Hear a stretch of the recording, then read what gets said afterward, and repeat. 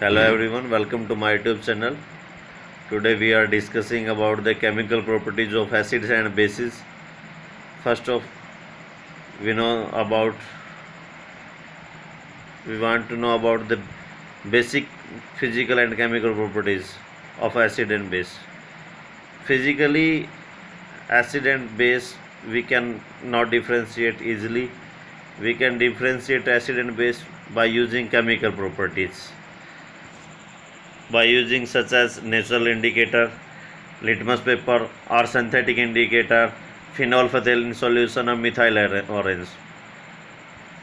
जैसा कि मैंने टेबल 2.1 में दिया हुआ है, when acid react with red litmus red ही रहेगा. ब्लू लिटमस के साथ करेंगे रिएक्ट एसिड तो ब्लू को रेड में कन्वर्ट कर देंगे. फिनोल फथेलिन को का जो कलर है वो कलरलेस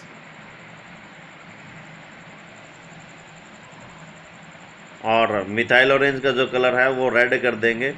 बेस जो है, यानी कि हम कह सकते हैं कि एसिड जो है वो रेड लिटमस को लाल ही रखेंगे, नीले को लाल कर देंगे. ये नेचुरल इंडिकेटर के केस में. बेस जो है ब्लू को ब्लू ही रखेंगे, जबकि रेड को ब्लू लिटमस में कन्वर्ट कर देंगे, जो कि लिटमस सॉल्यूशन जो है नेचुरल इंडिकेटर में आता है. फिनोल फथेलिन और मिथाइल ऑरेंज जो है सिंथेटिक या मैन-मेड इंडिकेटर में आते हैं. This indicator tell us whether a substance is acidic और basic by change in colour. ये इंडिकेटर जो है हमें बताते हैं कोई सब्सटेंस एसिडिक है या बेसिक है. वो कलर से हम आइडेंटिफाई करते हैं. जैसे कि रेड लिटमस का कलर जो है रेड ही रहे तो एसिड है, और अगर रेड लिटमस ब्लू में कन्वर्ट हो जाए तो बेस होगा. ऐसे ही ब्लू लिटमस के केस में अगर ब्लू ही रहे तो बेस है, ब्लू से रेड हो जाए तो एसिड है. These are some substances whose odour changes in acidic और बेसिक मीडिया. कुछ ऐसे भी सब्सटेंसेस है जिनका ऑर्डर यानी कि स्मेल जो है वो चेंज हो जाती है एसिडिक और बेसिक मीडिया में. अलग अलग मीडियम में अलग अलग स्मेल देते हैं. These are called olfactory indicator, जिनको हम गंधीय सूचक या ऑल्फैक्टरी इंडिकेटर के नाम से जानते हैं. Let us try out some of these indicator. इन इंडिकेटर के बारे में बताते हैं कौन कौन से हो सकते हैं ये इंडिकेटर. विच ऑफ दीज, इनमें से है वनीला है, ऑनियन क्लोव्स, यानी कि वनीला जो फ्लेवर जिसको बारे में आपने सुना होगा, वनीला आइसक्रीम वगैरह में इसका यूज़ होता है. ऑनियन है, क्लोव है. Can be used as olfactory indicator on the basis of your observation. Let us do some more activity. और भी एक्टिविटी से हम केमिकल प्रॉपर्टी जानेंगे एसिड बेस की. How do acid and base react with metal. Metal के साथ ये react करने पर कैसा बिहेव करते हैं जब एसिड या बेस की रिएक्शन करवाते हैं मेटल के साथ. ध्यान दीजिएगा. Note that metal in the above reaction displace hydrogen atom from acid or as a hydrogen gas and forms a compound called as salt. Thus the reaction of metal with an acid can be summarized as, हम कह सकते हैं when acid react with metal, जब किसी acid की metal के साथ reaction होती है then it forms salt plus hydrogen gas. बस आपको इतना सा याद रखना है, इतना सा ध्यान रखना है कि जब भी एसिड की मेटल के साथ रिएक्शन होगी तो वो मेटल एसिड में से हाइड्रोजन को डिस्प्लेस कर देगी. यानी कि आप हाइड्रोजन गैस को H2 गैस को लिखने के बाद जो कुछ बचता है वो आपका सॉल्ट होगा. Same for base. बेस के केस में भी यही होगा कि बेस की मेटल के साथ जब हम रिएक्शन करवाएंगे तो उसमें भी हाइड्रोजन जो है वो डिस्प्लेस होगी, और हाइड्रोजन के बाद जो कुछ बचता है वो आपका सॉल्ट होगा. इसके बहुत से आप एग्जाम्पल लिख सकते हैं. मैं एग्जाम्पल बोल रहा हूँ कि जब हम हाइड्रोक्लोरिक एसिड HCl की हम रिएक्शन करवाते हैं, सोडियम के साथ करवाते हैं सपोज कीजिएगा, then it forms NaCl. NaCl की फॉर्मेशन करती है plus hydrogen gas. Hydrogen gas का फॉर्मूला H2 है तो 2HCl हमें लेना पड़ेगा, और 2HCl लिए तो 2Na हमें लेना पड़ेगा. इसी प्रकार से जैसे कि H2SO4 सल्फ्यूरिक एसिड है. When sulphuric acid react with magnesium या फिर कैल्शियम, मैग्नीशियम के साथ, कैल्शियम के साथ, सोडियम के साथ, जिस मर्जी के साथ आप मेटल के साथ ले, then it forms MgSO4 plus H2. यानी कि हाइड्रोजन H2SO4 में से हाइड्रोजन जो है निकल जाएगी और MgSO4 बन जाएगा. इसी प्रकार से CaSO4 प्लस H2.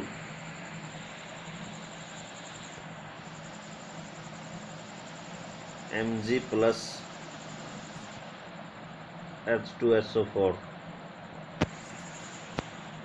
ये बनाता है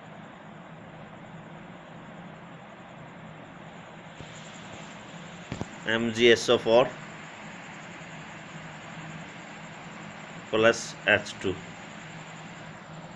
मैं एक कोशिश कर रहा हूँ लिखने की।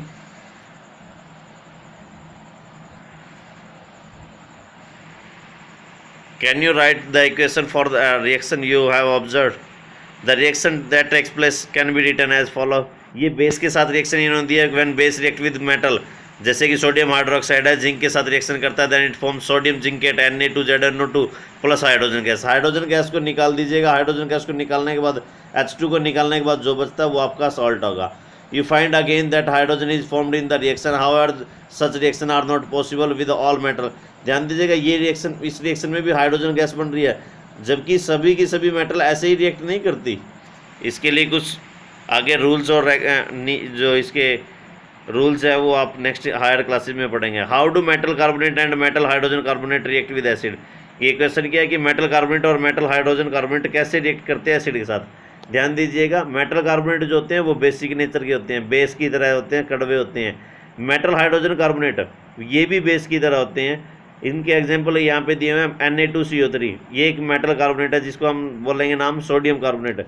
When sodium carbonate react with HCl जो कि एक एसिड है, सोडियम कार्बोनेट एक बेस है, बेस की और एसिड की जब भी रिएक्शन होगी वो बनाएगा सॉल्ट प्लस वाटर। लेकिन कार्बोनेट होने के साथ ये कार्बन डाइऑक्साइड गैस को भी अपने में से निकालते हैं। जो कार्बोनेट होंगे वो कार्बन डाइऑक्साइड निकाल लेंगे, सल्फेट होंगे सल्फर डाइऑक्साइड निकाल सकते हैं।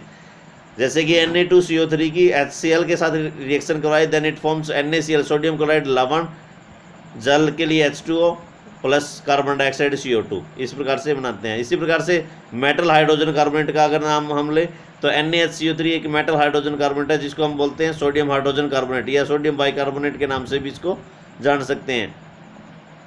मेनली इसको सोडियम हाइड्रोजन कार्बोनेट यानी कि मेटल, सोडियम मेटल है, hydrogen carbonate. When metal hydrogen carbonate react with acid then they give salt plus water plus carbon dioxide. Carbon dioxide इसलिए देते हैं क्योंकि ये कार्बोनेट है, वाटर और सॉल्ट ये इसलिए देते हैं कि when base react with acid. On passing the carbon dioxide gas evolve through lime water. जब हम लाइम वाटर यानी कि चूने के पानी में से, जिसको हम बोलते हैं जैसे कि चूने को पानी के अंदर डाल दें और उसमें से कार्बन डाइऑक्साइड गैस को पास आउट करवाएं, कैल्शियम हाइड्रोक्साइड जिसको बोलते हैं लाइम वाटर यानी कि चूना पानी, उसमें से कार्बन डाइऑक्साइड गैस को जब हम पास आउट करवाते हैं then it forms calcium carbonate plus water. Calcium carbonate के वाइट प्रेसिपिटेट बनाता है। ध्यान दीजिएगा, जब चूने के पानी से कार्बन डाइऑक्साइड गैस को पास आउट करवाते हैं, first of it runs milky यानी कि ये इसको पहले तो दूधिया रंग का बना देता है बिल्कुल। फिर क्या होता है, धीरे धीरे कैल्शियम कार्बोनेट जो है नीचे बैठता चला जाता है प्रेसिपिटेट की फॉर्म में PPT, और जो है पानी जो है ऊपर आ जाता है। इसी प्रकार से अगर इसमें excess carbon dioxide on passing excess अगर कार्बन डाइऑक्साइड ज़्यादा पास कर दी जाए on the following reaction takes place, तो क्या होगा कि सोल्यूबल इन वाटर जो कि एक कैल्शियम हाइड्रोजन कार्बोनेट है CHCO3 की फॉर्मेशन करेगा। लाइमस्टोन जिसको हम लाइमस्टोन चूना पत्थर आपके घरों में जो देखते हैं, घरों में जो पत्थर लगाया जाता है उसका नाम लाइमस्टोन है।